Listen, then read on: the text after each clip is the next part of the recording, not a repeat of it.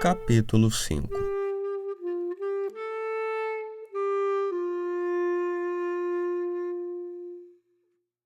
Klestakov, apavorado, imaginava a vergonha de ser preso. Como explicaria tal fato ao pai? Era só o que lhe faltava: ser trancado numa cadeia imunda ali, naquela cidadezinha perdida. Remoía-se pensando no vexame ao qual seria exposto por culpa daquele ignorante, o dono de uma mísera espelunca. Alucinado pelo pânico, pôs-se a discursar. O quê? Eu? Metido numa cadeia com um camponês qualquer? Denunciado por um vigarista qualquer? Pois deixe-me ver esse governadorzinho e dizer-lhe na cara: quem é o senhor? Sabe com quem está falando? A porta foi aberta por Ossip.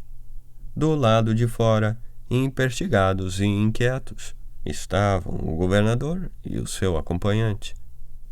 Meus cumprimentos, senhor, disse-lhe o governador, assustado.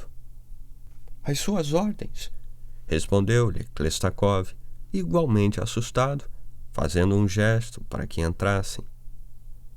Klestakov, deduzindo que a cadeia estava próxima, já via a figura do governador, meio embaciada, como se olhasse tudo o que o cercava através das grossas grades da prisão. Ambos entraram, e Klestakov pôs-se a imaginar quem seria o acompanhante. Seria da polícia secreta? Um carcereiro? Por sua vez, o governador também estava aflitíssimo, imaginando o motivo que deixara um inspetor tão fora de si. Será que ele já sabia dos podres da cidade? Havia escutado alguma queixa? Algo que se relacionasse com os trocadinhos miúdos que recebera? Mas não era suborno, porque ele era um homem religioso. Eram auxílios. Afinal, ele não merecia também um pouco de caridade? Tantas despesas, tantos gastos em sua vida atribulada. Não é fácil ser governador, e gasta-se muito dinheiro com recepções, roupas, etc. Sua filha, a Maria, tinha mania de elegância, e Ana, sua mulher, precisava cuidar da aparência. Era uma primeira-dama. O governador fez uma curvatura. Klestakov curvou-se também. Foi então que o governador usou da palavra, pigarreando antes, para limpar a garganta. Mesmo assim, sua voz saiu esganiçada. Perdão, disse, à beira da histeria. Não por isso, respondeu Klestakov, sentindo que suas pernas amoleciam. Minha obrigação, já que sou governador, é cuidar que as pessoas de bem não sofram qualquer aborrecimento em nossa humilde cidade. Ao ouvir essas palavras, Klestakov entrou em pânico e disse, gaguejando como uma galinha assustada: que você pode fazer? A culpa não é minha. A culpa é dele, do hoteleiro. Mas garanto que pagarei, apesar de ele me servir uma sopa. Uma sopa com gosto de lavagem e uma carne dura como pedra. Estou passando fome há dias. O tal chá que estão servindo tem cheiro de peixe. Como é que devo pagar tal absurdo? O governador ouvia com os olhos esbugalados o relato sobre a má qualidade da comida. Apresento-lhe minhas desculpas por isso, mas garanto-lhe que a culpa não é minha. Eu ignorava até então semelhante coisa. A culpa também não pode ser dos comerciantes de Komogor, que são ótimos fornecedores, profissionais do mais alto nível. Eu realmente ignoro onde foram arranjar uma carne de qualidade tão inferior. Diante disso, proponho ao senhor uma mudança de instalações. Quando Klestakov ouviu falar em mudança de instalações, já se via atirado numa cela escura, cercado de ratazanas. Só podia imaginar ser essa a tal mudança. Uma sórdida prisão, talvez perpétua. Como conseguiria sair dali, pedir socorro à família? E seu honrado pai, quando soubesse, seria capaz de morrer de vergonha. Chlestakov, em pânico, começou a gritar frases desconexas. Não, senhor. Embora o senhor seja o governador, não tenho o direito de jogar-me numa cadeia. Como é que o senhor tem o atrevimento de sugerir a mim, que sou um funcionário de São Petersburgo, a mim, Chlestakov, um alto funcionário, graduado, bem-nascido, mas quanta audácia, quanta falta de consideração. Dobzhinsky, o acompanhante, tremia tanto quanto o governador e Bobtchinsky, que se metera sorrateiramente atrás da porta. Ossip batia os dentes e já pensava em saltar pela janela. Em voz baixa, o governador invocou os anjos do céu, os santos, as almas do purgatório, a Santíssima Trindade. Ele, que se julgava o mais humilde dos servos de Deus, precisava urgentemente de um milagre. Chlestakov, no auge da loucura, continuava gritando. Não seguirei o senhor. Caso insista, irei queixar-me ao ministério. O governador, quase desmaiando, balbuciou uma súplica. Tenha dó de mim. Sou pai de família. Piedade. Toda essa situação aconteceu por simples inexperiência. Apesar do meu cargo, recebo uma miséria do governo. Nem dá para comprar chá ou açúcar. E se algum dia eu recebi algum dinheirinho, foi coisa mínima, insignificante. Com certeza o senhor ouviu calúnias a meu respeito. Quanto às reclamações da viúva do suboficial, é preciso que o senhor saiba que ela é contrabandista. Mesmo assim, eu nunca, jamais mandei açoitá-la. Tudo isso se resume em intrigas dos meus inimigos. Coisa de gente da oposição. Quem se mete em política sofre calúnias. Quando Chlestakov ouviu o verbo açoitar, pôs-se a gritar. O que eu tenho a ver com tudo isso? Eu não conheço essa gente de quem o senhor está falando. Mande açoitar a quem quiser, mas a mim não. Já lhe afirmei que vou saldar a minha dívida, mas no momento eu não tenho nenhuma moeda. O governador sentiu que a situação estava começando a clarear. O inspetor falara em dinheiro, não havia dúvida. Seria perigoso procurar suborná-lo logo de uma vez? Já mais calmo, colocou no rosto o sorriso mais cordial e falou: É meu dever, como administrador da cidade, auxiliar os visitantes.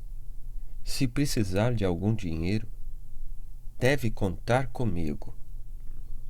Necessito somente de 200 rublos, mas os devolverei logo que for possível, prometo, disse Chlestakov.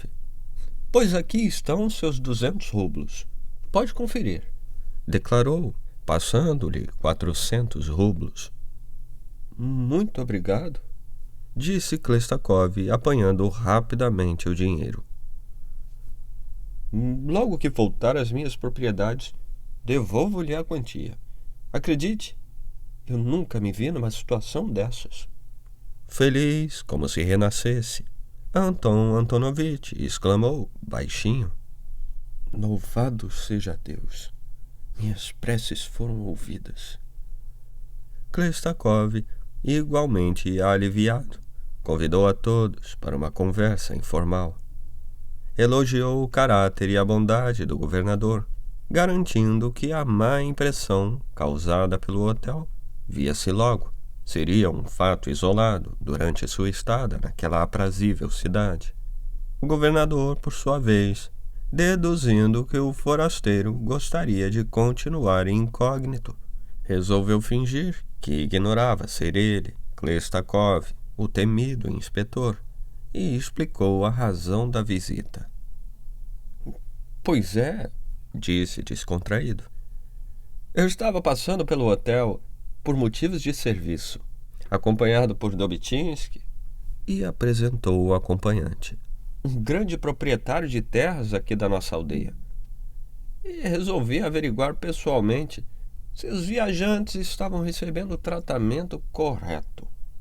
porque eu, como todo bom cristão, preocupo-me com o bem-estar do próximo. Abrindo um sorriso, prosseguiu. Devo dizer que essa visita resultou no imenso prazer e na grande honra de conhecer tão importante figura como o senhor. Tentando verificar a que ponto chegava a esperteza do inspetor, arriscou. O senhor disse que está a caminho de sua casa. Sem querer ser indiscreto, pode dizer-me onde ela se localiza? Dirijo-me à província de Saratov, onde possuo algumas propriedades, respondeu-lhe Klestakov. Sorrindo, o governador intimamente zombava da situação, insistindo naquilo que ele considerava uma farsa usada pelo inspetor para manter sua missão secreta. Quer dizer que o senhor viajará para Saratov? Que coragem a sua! Quanto espírito esportivo! As entradas para aquela província não são das melhores.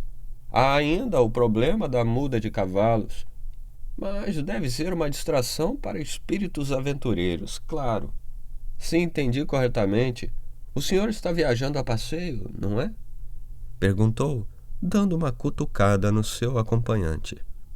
Qual prazer, coisíssima nenhuma. Viajo porque o meu velho anda bravo comigo e mandou me chamar. Ele acha que eu já deveria ter sido promovido em São Petersburgo. Ele pensa que a vida na grande cidade é fácil. Só chegar, receber a ordem de São Vladimir e pendurá-la no pescoço. Desconhece as dificuldades de uma cidade grande. Respondeu Klestakov de modo ingênuo, já sem assumir ares de grandeza, tal a amenidade do ambiente e a tranquilidade que lhe proporcionava o dinheiro esquentando-lhe o bolso.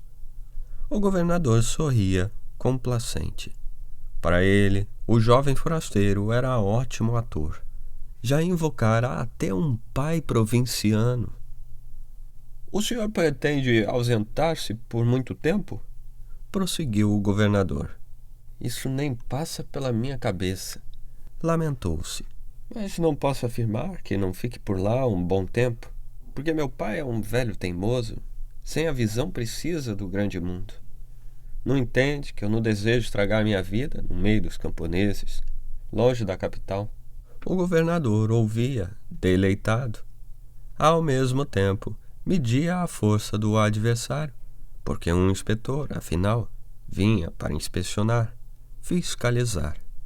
Não deixaria de ser um adversário. Mas, pelo visto, aquele era um franguinho inocente. Em breve o obrigaria a abrir o jogo. Ora, se não. Nesse momento, a velha raposa da administração pública começou a tiritar de frio.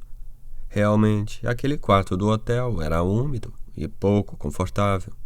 E foi assim que, após muitas mesuras, ofereceu-lhe hospedagem em sua própria casa, acrescentando não ser digno de tamanha honra. A honra, evidentemente, foi-lhe concedida sem demora. Klestakov chamou o criado do hotel e, sem pestanejar, pediu-lhe a conta. Mas eu a entreguei ainda há pouco, respondeu o criado. E você imagina que eu me lembre de suas contas sem importância? Afinal, quanto é que eu devo? Insistiu Klestakov. Logo a chegar, o senhor pediu uma ceia. No segundo dia, pediu salmão e caviar. E depois, de lá para cá, tudo foi fiado. Respondeu o moço. Klestakov, indignado, chamava o criado de cretino, imbecil, dizendo que ele estava perdendo tempo com detalhes insignificantes como aqueles. A discussão foi prontamente interrompida pelo governador, que, num gesto cavalheiresco, ordenou que o criado se retirasse, dizendo que ele próprio mandaria saldar a dívida depois. Assim, Klestakov guardou seu dinheiro e prontificou-se a acompanhá-lo. Antes de saírem, o governador solicitou permissão para escrever uma cartinha rápida a fim de prevenir sua mulher. Pediria a ela que se apressasse em arrumar as acomodações para o importante hóspede. Como não havia papel de carta disponível no quarto, aproveitou o verso da conta, apresentada pelo criado. Dividiu rapidamente o papel em duas partes, escrevendo numa delas um bilhete para sua mulher e na outra um para Artemi Filipovich Ziemlianka, responsável pelo estabelecimento de beneficência. Avisava-o de que ele e Klestakov estavam se dirigindo para lá. Várias visitas haviam sido propostas ao convidado: à escola, à penitenciária, aos estabelecimentos de caridade. Klestakov, mal refeito do susto pelo qual passara ao pensar que seria preso, preferiu conhecer o local que menos se relacionasse com coisas perigosas. Optou pelos estabelecimentos de caridade. Seria aborrecido, mas valeria a pena. Afinal, teria casa, comida e roupa lavada, além de contar com dinheiro extra no bolso.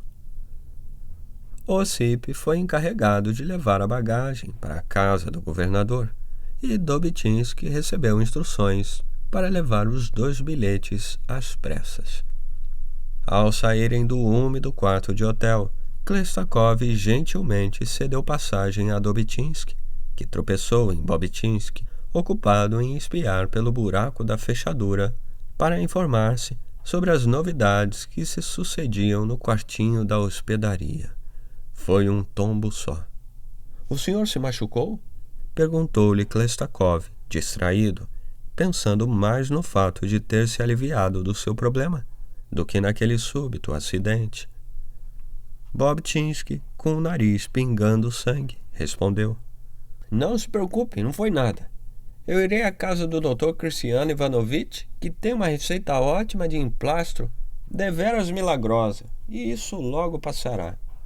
O governador fazia mesuras para Klestakov e caretas para Bobitinsky, como se silenciosamente o chamasse de imbecil. Partiram todos do hotel.